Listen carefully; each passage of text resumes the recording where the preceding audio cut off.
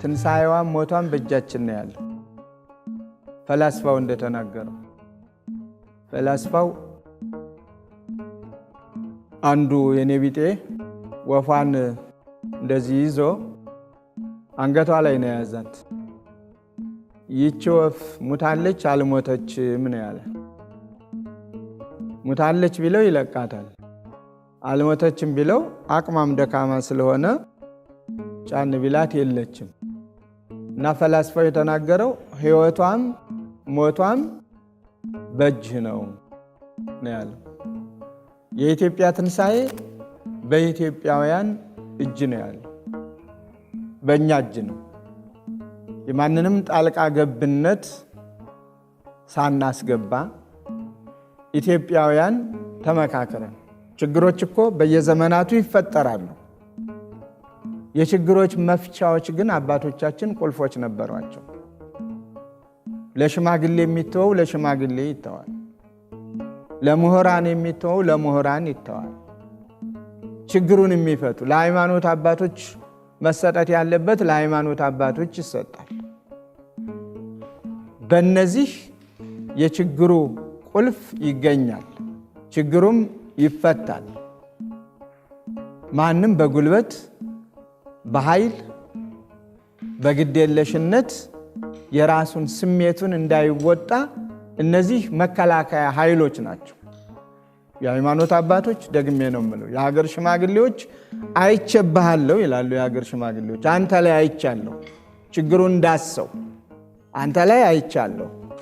ስለዚህ ይህን ችግር ልንፈታው ያስፈልጋል፣ አንተ ይሄንን ተው ይላሉ። አንዱን ወገን ጥፋት አለበት ተብሎ የታመነበትን የሃይማኖት አባቶች እንደ ዛሬው ያድርገውና ገዝተናል እስከ ማለት ድረስ ማሰሪያ አላቸው። ከእግዚአብሔር የተሰጠ ስልጣን አላቸው። እንደየ ሃይማኖት ሁሉም የየራሱ ማሰሪያ አለ፣ የችግር መፍቻ መንገድ አለው። ያስተምራሉ። በዚያ መልኩ ችግር ያዩበትን ፈተና ያዩበትን እዚህ ላይ ታቆማለህ ይላሉ። ያም ታዛዥ ነው። ማንም ይሁን ማለት ችግሩ እስካለ ድረስ ችግሩ ፈታበትን መንገድ እነዚህ ቁልፎች ይፈቱታል። ስለዚህ ዛሬም ኢትዮጵያ ስቅለት ላይ ናት የሚለውን ሐሳቡን ብቻ ማንሳት ትርጉም የለውም። ትናንት ተሰቀለ አልን አምላካችን መድኃኒታችን ኢየሱስ ክርስቶስ።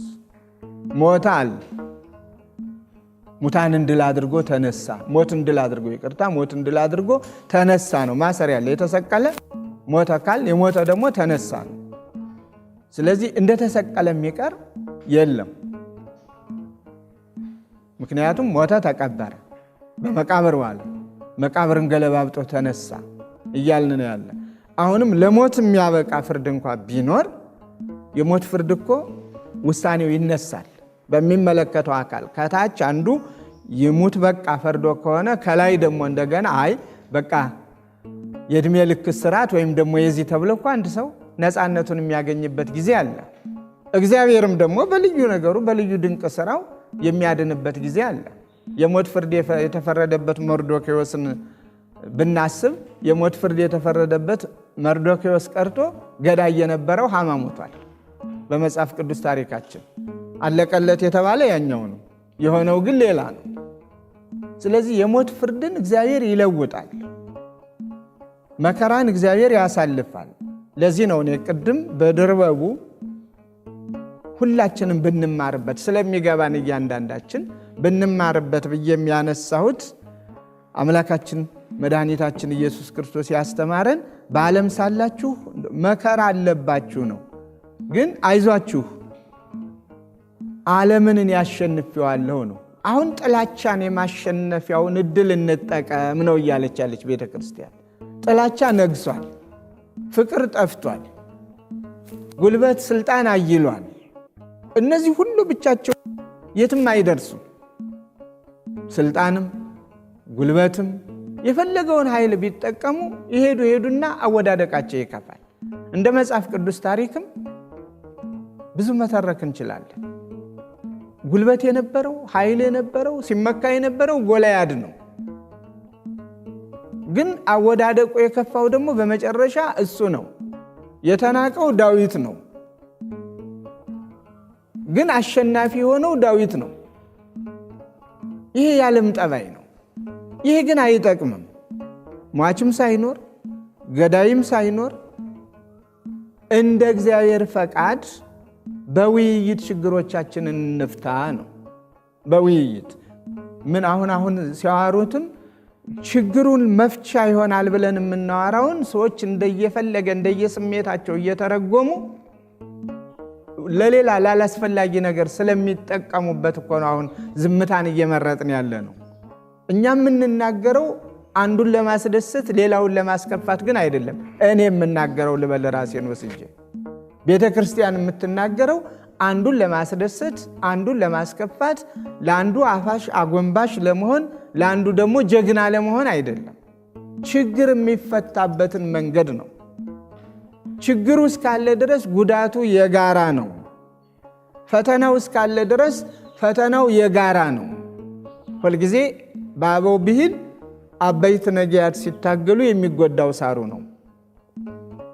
ዝሆኖች በሚታገሉበት ጊዜ እዚያ አካባቢ ያለ ጫካ እንዳልነበረ ይሆናል።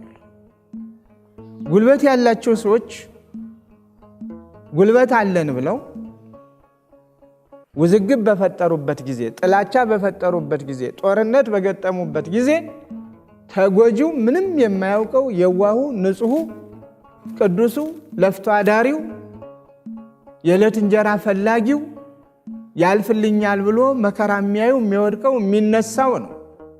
ከዚያም አልፎ ተርፎ ምንም የማያውቁ ሕፃናት ናቸው። ከዚያም ደግሞ ጧሪ ቀባሪ የሚፈልጉ ራሳቸውን ለማስተናገድ አቅም የሌላቸው ሩጠው የማይቀድሙ የሰው ድጋፍ የሚፈልጉ ሽማግሌዎች፣ ባልቴቶች ናቸው። ይህ እንዳይሆን በነገሮች ሁሉ በውይይት ይፈጸም ነው። እኛ አልቅሰናል። እግዚአብሔር ሆይ መዓቱን በምሕረት መልሰው ብለን ወደ እግዚአብሔር ጮኸናል ያየን ሁሉ። ስለዚህ ይህ አይጠቅምም። ችግሮችን የምንፈታበት መንገድ ብዙ ዝግጅት፣ ብዙ ልምድ አላት ኢትዮጵያ፣ ብዙ ልምድ አላት ለሌላ የምትተርፈው። ግን የራስ ወርቅ አያደምቅ እንዲሉ አይነት ነገር የሌላ ባይድ ሸክም ካልመጣ በስተቀር እኛ በእኛ ችግር የመፍታት አቅማችን ተሟጦ ያለቀለት የሞተ እስከሚመስል ደረጃ ደርሰናል። ብዙ የሃይማኖት አባቶች ጮኸናል በዚህ ወቅት ላይ። ምናልባት ጩኸታችን አንዱን ያስደሰተው ሌላውን አሳዝኖት ሊሆን ይችላል፣ እንደየስሜቱ እንዳየተረጓጎሙ። የእኛ ጩኸት ግን አንድና አንድ ሰው አይሙት፣ ንጹሕ ደም አይፍሰስ፣ ችግሮቻችንን እንፍታቸው። ብዙ መፍቻ መንገድ ስላለን ቅድም ያልኳቸው ከሕፃናት እስከ አዛውንት ድረስ ብዙዎቹ ይጎዳሉ። ይህ ማንን ይጠቅማል? ለምን ከትናንትና አንማርም? ትናንት በሰሜኑ ሀገራችን እኮ ጦርነት ተደረገ፣ እናስታውሳለን። ከጦርነቱ ምንድነው ያገኘነው ጥቅም ብለን እናስብ። ብዙዎቹ እናቶች የወላድ መካን የሆኑበትን አይተናል። ብዙ ሀገር የሚገነባ ወጣት አተናል። ብዙዎቹ በሐዘን አለንጋ ተገርፈዋል። ብዙዎቹ በልዩ ልዩ ፈተና በረሃብ ተሰቃይተዋል። ያ ሁሉ ሆኖ ግን ማሰሪያው ጦርነቱ አይደለም የሆነው፣ ሰላም ነው የሆነው። በሰላም ዛሬ ችግሩ ተፈታ ስንባል ደስታችን ወደር የለውም። ይህን ያየነውን ሰላም እግዚአብሔር አሁንም ያብዛው፣ ተመልሶ ወደ ጥላቻ አይውሰደን እግዚኦ እያልን ነው የምንገኘው። ምክንያቱም ከሰላም በላይ ምንም ስለሌለ። ጦርነቱን አይተነዋል፣ ውጤት አልነበረውም። ውጤት ያመጣው ሰላሙ ነው። ስለዚህ እንደገና ደግሞ ተመልሰን ወደ ጦርነት ለምን እንገባለን? ችግሮችን በደንብ አድርጎ በሽማግሌዎች በምሁራን አስተንትኖ ተንትኖ ወደ አላስፈላጊ እርምጃ ከመገባቱ በፊት መነጋገር፣ መተማመን፣ እነዚህ እስከዚህ እስከተደረገ ድረስ መልካም ነው፣ ውጤት እናገኛለን። ለዚህ ነው ተቃዋሚም ተቃውሞውን በስርዓት ቢያቀርብ፣ ይሄ ችግር አልገባኝም ችግሬ ይፈታ የሚለውን ሐሳብ ቢያቀርብ፣ መንግስትም እንደ መንግስትነቱ በመጀመሪያ ደረጃ የተቃዋሚዎችን ወይም የስጋቱን ምንጭ ሰምቶ አረጋግጦ ችግሩን በተረጋጋ መልኩ መፍታት ቢችል፣ ዝሮ ዝሮ በአበው ብሂል ከበሬው መልስ ነው የሚባለው። ሁልጊዜም በጎ ነገር ወይፈንና በሬ ቢጠመዱ ግባ የሚባለው በበሬው እንጂ በወይፈኑ አይሆንም። ምክንያቱም ወይፈኑ ገና ቀበጥባጣ ነው። መስመር ተከትሎ የመመለስ አቅሙም እድሉም አይኖረውም። የጉልበት ስሜት ይኖረዋል። ስለዚህ በሬው ግን ያንን ወቅት ስላለፈ በሱ በኩል ግባ ተብሎ ጤናማ እርሻ ይታረሳል። ጤናማ ዘርም መዝራት ይቻላል። መንግስትም አሁን እዚህ ባህር ዳር ላይ ባየሁት በተረጋጋ መልኩ ስላልገባችሁ ነው እንጂ ችግሩ ይሄ ነው አንዳንዶች ሲሉ ሰምቻለሁ።